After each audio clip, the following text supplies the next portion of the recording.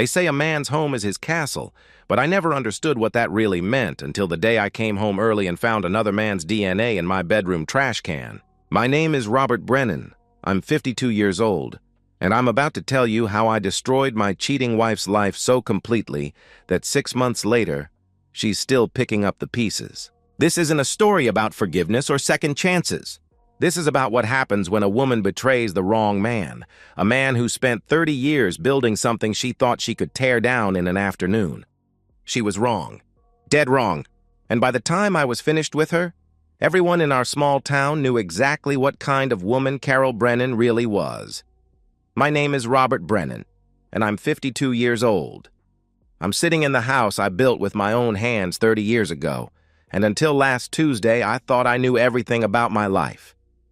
I thought I understood the deal I'd made, the woman I'd married, and the future we were building together. I was wrong about all of it. Carol and I met when I was 24 and she was 22. I was working construction then, learning the electrical trade from an old-timer named Frank Kowalski, who taught me that a man's reputation is built one job at a time. One wire at a time, one satisfied customer at a time. Carol was waiting tables at a diner on Route 9, saving money for community college. She had this laugh that could fill a room and a way of making everyone feel like they mattered. We fell hard and fast. 6 months of dating that felt like 6 years. I proposed on a Friday night in her tiny apartment, getting down on one knee next to her second-hand couch with a ring I'd saved 3 months to buy. "Will you marry me?" I asked, my voice shaking. "Yes," she replied before I'd even finished the question, tears streaming down her face. We married 4 months later in a small ceremony at St. Mary's, honeymooned in the Smoky Mountains because it was all we could afford, and started building what I believed would be our forever. Those early years were lean but good. I was working 70-hour weeks, taking every job I could get, slowly building my client base. Carol stayed home after Jake was born. That was her choice, her dream. She wanted to be the mother who was always there, who made homemade cookies and helped with homework and knew all the other parents at school events. I made it possible. I worked longer, harder, took jobs other contractors wouldn't touch, all so she could have the life she wanted. Tyler came along 2 years later, and our family felt complete.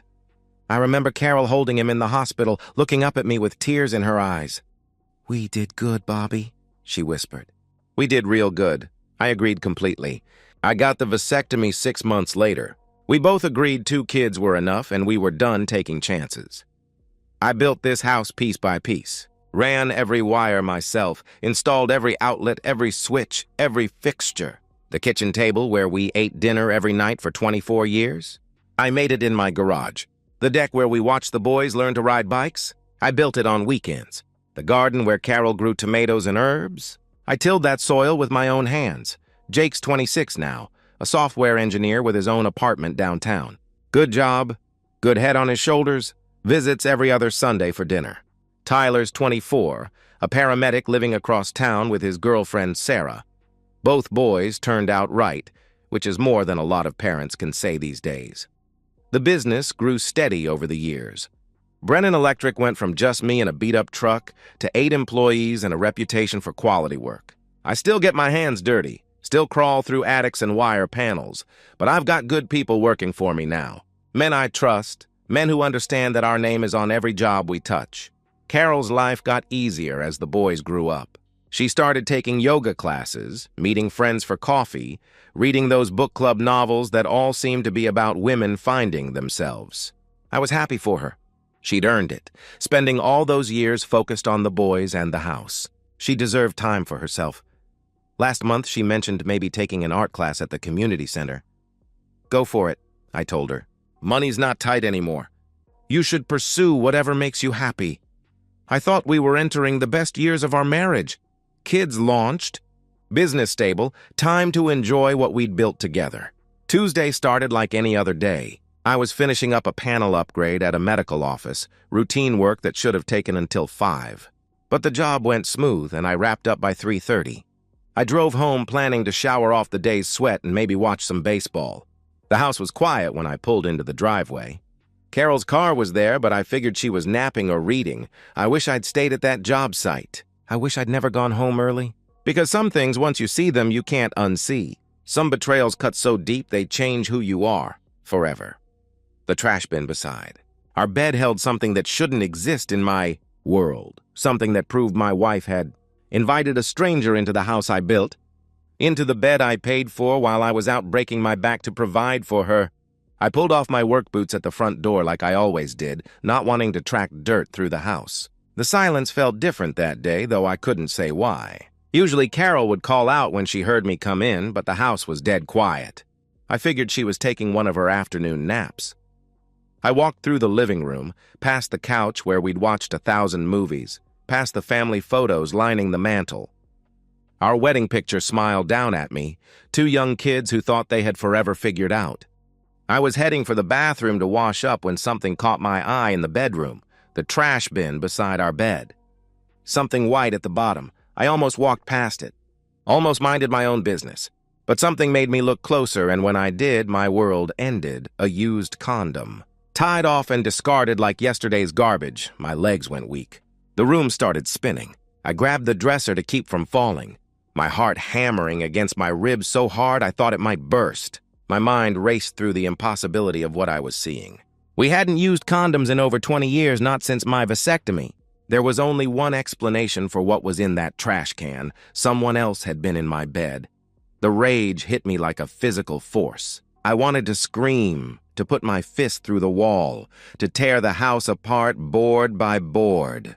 I wanted to wait for Carol to come home and demand answers, to make her explain the unexplainable. But even through the fury, a colder thought cut through the noise. If I confronted her without proof, she'd deny everything. She'd claim I was paranoid, that I was seeing things that weren't there. She might even convince me I was wrong, gaslight me into questioning my own eyes. And if this was what I thought it was, if she really was cheating, then charging in blind would be the stupidest thing I could do. In a divorce, emotions don't matter. The court doesn't care about broken hearts or betrayed trust. It cares about evidence, documentation, proof. Without concrete evidence of her affair, she'd walk away with half of everything I'd built. Half my business, half my savings, half my retirement. The house would be sold, the life I'd created divided up and distributed like spoils of war. I forced myself to back away from the trash can, to leave everything exactly as I'd found it. My hands were shaking as I pulled out my phone and dialed Dave Martin's number. Dave lived 3 houses down, retired IT guy who'd helped me set up the computer system for my business. If anyone could help me get the proof I needed, it was Dave. "Dave, it's Robert," I said when he answered. "I need a favor and I can't explain everything over the phone. Can you come over?" He must have heard something in my voice because he didn't ask questions. "Give me 30 minutes," he replied immediately. I spent those 30 minutes pacing my house like a caged animal, seeing betrayal in every corner. The kitchen where she'd kissed me goodbye that morning. The living room where we'd watched TV the night before. How long had this been going on? How many times had she brought him here while I was working? How many times had she lied to my face? Dave arrived with a small duffel bag and the kind of professional focus that comes from 30 years in corporate IT. I told him I suspected Carol was cheating and that I needed surveillance equipment. He didn't judge, didn't ask for details. He just nodded and got to work. We spent 2 hours installing hidden cameras throughout the house. Motion activated, streaming to cloud storage and my phone. Living room, hallway, bedroom, front entry. Small enough to be invisible, sophisticated enough to capture everything in high definition. "They'll record automatically," Dave explained as he showed me the phone app. "Motion alerts will come straight to your phone. Everything uploads to secure cloud storage, so even if something happens to your phone, you'll have backup copies." I thanked him and he left, no questions asked. That's the kind of neighbor Dave was. Solid, dependable, the kind of man who understood that sometimes you need help without having to explain why. The next 2 days were the worst of my life. Coming home to Carol cooking dinner, kissing me on the cheek like nothing had changed, asking about my day while my stomach churned with the knowledge of what she'd done. I played the devoted husband while dying inside, checking my phone constantly, waiting for the motion alerts that would confirm my worst fears. Thursday morning, I was on a job site rewiring an office building when my phone buzzed. Motion detected. Front door camera. I opened the app with shaking hands. switched to live view, and watched a man I'd never seen before walk through my front door like he owned the place. Carol greeted him with a kiss that told me everything I needed to know. I was watching my marriage end in real time. Kyle Turner. That was his name, though I didn't know it yet.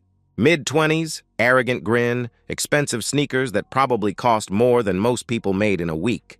He strutted through my front door like he belonged there, like he'd been invited into the most sacred space in my world. I watched them on my phone screen, unable to look away even though every second was torture. Carol wrapped her arms around his neck, pulled him close, kissed him with a passion I hadn't seen from her in years. They whispered to each other, laughed at private jokes, touched each other with the casual intimacy of people who'd done this before. Many times before, this wasn't some moment of weakness or a one-time mistake.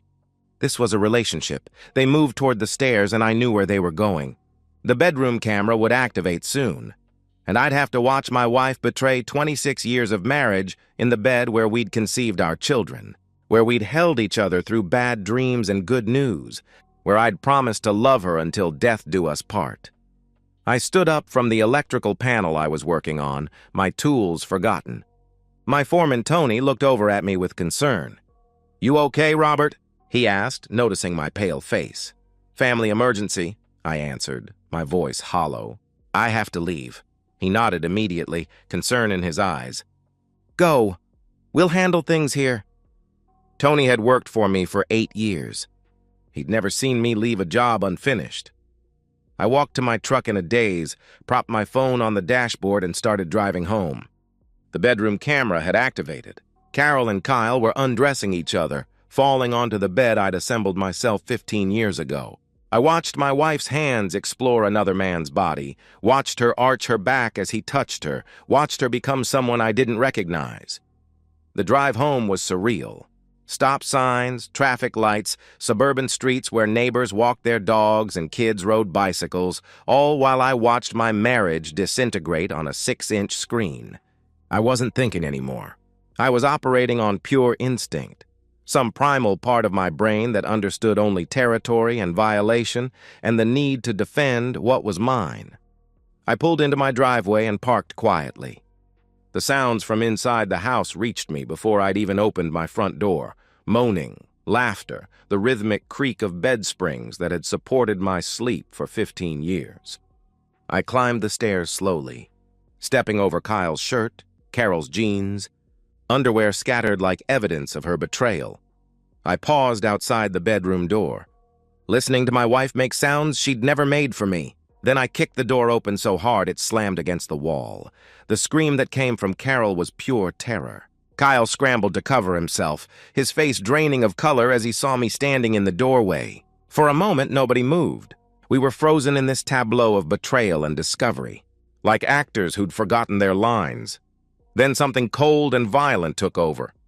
I crossed the room in 3 steps, grabbed Kyle by the throat and threw him off my bed. He hit the floor hard, gasping for air. I drove my fist into his jaw with 30 years of construction work behind it. The impact sent him crashing into the wall, blood spraying from his mouth. "Stop!" Carol screamed, but her voice seemed to come from very far away. "Bobby, please stop!" Kyle tried to get up, tried to speak through the blood. "I'm sorry, man," he gasped. I didn't want explanations." I wanted him to understand that there are consequences for touching another man's wife in his own bed. I drove my knee into his ribs repeatedly, feeling them crack under the impact. Kyle's begging turned to sobbing, but I wasn't done. I kicked him in the groin with the steel-toed work boot I was still wearing, a devastating blow that dropped him to the floor. Screaming, "Get out of my house before I kill you," I said, my voice dead calm. Kyle crawled toward the door, leaving a trail of blood on the hardwood floors I'd installed myself. He tumbled down the stairs, dragged himself across the living room, and collapsed on my front lawn. I watched from the doorway as he pulled himself into his car and sped away, probably heading for the emergency room. I turned back to Carol. She was wrapped in our bedsheet, sobbing, mascara streaming down her face. She looked small and pathetic and nothing like the woman I'd married. "Get dressed," I told her. "Bobby, please." She tried to speak, to explain, to make excuses. Let me explain. This isn't— Get dressed, I repeated, cutting her off. She obeyed. 5 minutes later, she appeared at the top of the stairs, fully clothed but still shaking. She tried to talk again. Bobby, I'm sorry, she pleaded. It didn't mean anything. We can work through this. We can go to counseling. I opened the front door. Leave, I commanded. Please, where am I supposed to go? She asked desperately. I don't care, I replied coldly. She collapsed on the front step, crying harder. I closed the door in her face and locked it. Then I pulled out my phone. The cameras had recorded everything, her betrayal, my response, every second of the destruction of our marriage. Now it was time to make sure she never recovered from this. I sat in my living room, surrounded by silence for the first time in hours, and made the calls that would reshape the rest of our lives. First, I called Jake, then added Tyler to the line. They deserved to hear this from me before Carol tried to spin her version of events. Boys, I need to tell you something, and it's going to be hard to hear, I began, my voice steady despite the chaos inside me. Your mother's been cheating on me. I caught her in our bed with another man today. I'm filing for divorce. The silence that followed was deafening. Finally, Jake's voice came through, tight with controlled anger. Dad, are you okay? He asked. Do you need us to come over? I'm okay, I answered. I will be okay. I just wanted you to know the truth before she tries to contact you. Tyler's voice was rougher when he spoke. What do you mean you caught her? I have video evidence, I explained. Everything recorded. I'm not asking you boys to choose sides, but I want you to know what really happened. We're with you, Dad, Jake said immediately. Whatever you need. Always, Tyler echoed, his voice firm. I thanked them, told them I loved them, and hung up before the emotion could crack my voice. Then I made the call that would determine Carol's future. Margaret Sinclair was the divorce attorney my business accountant had recommended years ago during a casual conversation about asset protection. She agreed to see me first thing the next morning. Margaret's office was all dark wood and law books, the kind of place that communicated competence and discretion. I handed her a USB drive containing the camera footage, and she watched it in silence. The video was comprehensive. Carol and Kyle entering the house, kissing, undressing. The bedroom footage that documented their affair in explicit detail. Margaret's expression remained professional throughout, but I saw the disgust flicker in her eyes when Kyle appeared on screen. This is ironclad, she said when the video ended. Adultery is still grounds for fault-based divorce in this state. With this evidence, you'll retain all marital assets, the house, business, savings, retirement accounts. She'll get minimal support, if any. The court doesn't reward infidelity. File immediately, I told her. I want her served by the end of the week. Understood, she replied, already making notes. We'll move fast. Margaret explained the process. Temporary restraining order preventing Carol from returning to the house.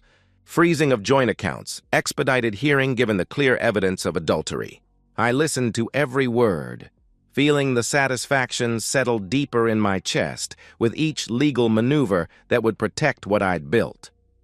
While I was planning Carol's legal destruction, she was discovering the personal cost of her betrayal. She tried calling Jake repeatedly. He ignored her for 2 days before finally responding via text. You destroyed our family. Don't contact us again. Tyler was even more direct. He blocked her number entirely. When she showed up at his apartment, he didn't answer the door. She stood outside for an hour, knocking and pleading, while neighbors watched through their windows. The woman who'd raised him, who'd bandaged his scraped knees and cheered at his baseball games, had become a stranger, begging for attention he would never give again. The next 60 days were a blur of depositions, financial disclosures, and mediation sessions that Carol's attorney insisted on, despite having absolutely no leverage. Carol tried every defense in the book during her deposition. I felt neglected, she claimed, dabbing her eyes with tissue. Robert worked all the time. I needed companionship. Did that give you the right to commit adultery in the marital home? Margaret asked coldly. I was having a midlife crisis, Carol continued. I needed to find myself. In another man's bed? Margaret replied without missing a beat. Margaret shut down each. Pathetic excuse with the video evidence and testimony about my faithful provision for the family, I learned that Kyle Turner had spent 3 weeks in the hospital. Broken ribs, internal injuries, permanent damage to his groin that the doctor said would affect him for the rest of his life. His lawyer advised him not to press charges, given the circumstances of how he was discovered. A jury would be unsympathetic to a man caught in another man's bed. Kyle left town the day he was discharged from the hospital, probably terrified I'd come back to finish what I'd started. Good. Let him spend the rest of his life looking over his shoulder, remembering what happens when you touch something that doesn't belong to you. The judge reviewed everything and ruled swiftly. I retained the house, the business, all savings and retirement accounts. Carol received a settlement of exactly $2,000, just enough to avoid claims of punitive damages and no alimony. 26 years of marriage dissolved with the bang of a gavel. 60 days after I kicked down that bedroom door, Carol was legally erased from my life. She got $2,000 in a studio apartment on the wrong side of town. I got everything else, including my peace. The story spread through our community like wildfire, and Carol lit the match herself. She couldn't help but play the victim, complaining to anyone who would listen about her abusive husband who nearly killed an innocent man and threw her out with nothing. But the truth has a way of finding daylight. And this truth was too explosive to stay buried. Dave Martin, my neighbor who'd helped install the surveillance equipment, mentioned the video evidence to a few close friends. Word spread. Someone saw Kyle crawling out of my house naked and bleeding. Someone else witnessed Carol sobbing on my front lawn. The pieces came together quickly in a town where everyone knows everyone else's business. The community's response shocked me. Instead of judgment, I received respect. Other men at Angel's hardware store nodded knowingly when I walked in, shook my hand with genuine admiration. They'd heard what I'd done, and they approved. These were men who understood that some lines can't be crossed without consequences. My crew at work was fiercely loyal. They'd known Carol for years, had brought their wives to company barbecues, had watched her play the devoted wife and mother. They were disgusted by her betrayal. Tommy, one of my senior electricians, pulled me aside one day. My old man caught my mom cheating when I was 12, he confided. Didn't have the balls to do what you did? Lost everything in the divorce. I respect you for standing up for yourself. Thanks, Tommy, I replied, appreciating his honesty.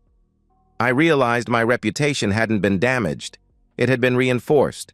I was seen as a man who defended his territory, who didn't tolerate disrespect, who responded with appropriate force when crossed. There was an old-fashioned masculinity to it that resonated with working-class men who'd built their lives with their hands and understood the value of what they'd created. Meanwhile, Carol's world crumbled piece by piece. She moved into a studio apartment in Riverside Gardens, the kind of complex where police sirens wail at all hours and the parking lot is littered with broken glass. Peeling paint, thin walls, the smell of someone else's cooking always in the air. She took a job as a cashier at Dollar General, making $12 an hour, less than she used to spend on a single lunch with her book club friends. Those friends abandoned her one by one. The women who'd shared gossip and wine at monthly meetings suddenly had no time for the pariah who'd destroyed her family. Some felt she'd brought shame on all wives. Others simply didn't want the drama.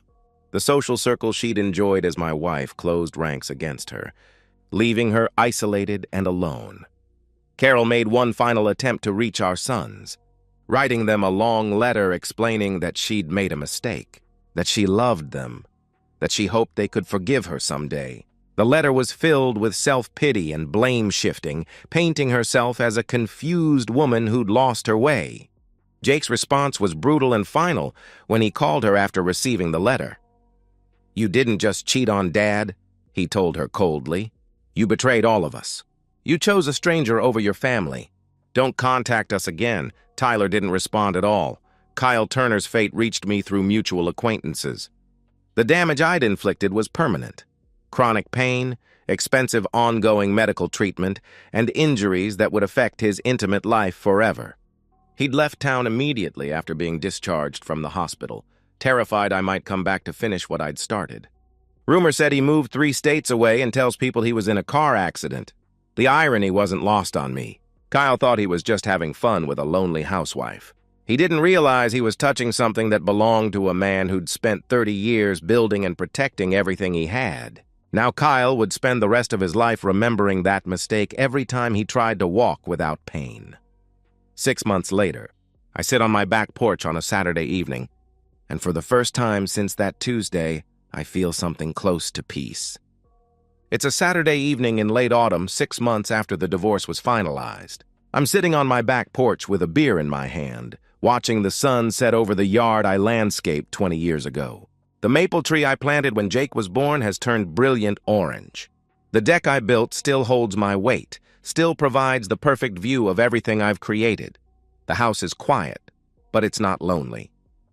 Jake and Tyler are coming over for dinner, steaks on the grill, a tradition we've started since the divorce. They arrive every other Saturday now like clockwork. We don't talk about Carol anymore. We don't need to. Life looks different now. I've redecorated the bedroom. New furniture, new paint, new everything. The cameras are still installed throughout the house, but I rarely check them. There's no one to catch anymore, no secrets to uncover. The house feels clean again, like it's truly mine for the first time in years. Business is thriving. Word spread about what happened, and instead of losing clients, I gained them. Other men want to hire someone strong, someone who doesn't back down when pushed. The respect I see in their eyes tells me everything I need to know about how the community views my response to betrayal. Jake arrives first, carrying craft beer and wearing the confident smile of a man who knows his father fought for their family's honor. Tyler pulls up 10 minutes later, still in his paramedic uniform, bringing dessert from the bakery Carol used to frequent. We embrace, solid, masculine hugs that communicate everything without words. Over dinner, Jake raises his bottle. To moving forward, he says, meeting my eyes. It's become our family motto, not forgetting the past, but refusing to be trapped by it. We clink bottles, and I feel the satisfaction of a job well done. To moving forward, Tyler and I reply in unison. After they leave, I sit alone on the porch again. Sometimes I think about Carol. Wonder if she's learned anything from the destruction she caused. But the thoughts are distant, abstract, like remembering a stranger. I think about Kyle, too, somewhere out there living with permanent consequences for temporary pleasure. I don't feel guilty. I feel justice. I look at my house, the one I wired, the floors I laid, the life I created from nothing. Carol tried to tear it down. Instead, she destroyed herself against its foundation. Some men rebuild after betrayal. I did something better. I made sure there was nothing left to rebuild from. And in the ruins of what she destroyed, I'm still standing in the house I built, stronger than before. And that's the end of today's story. If you enjoyed it, please give this video a thumbs up and drop a comment below. Your support helps the algorithm push my content further. If you're new to the channel, don't forget to hit that subscribe button. It really helps me keep creating more stories for you. Thanks for watching, and I'll see you in the next one.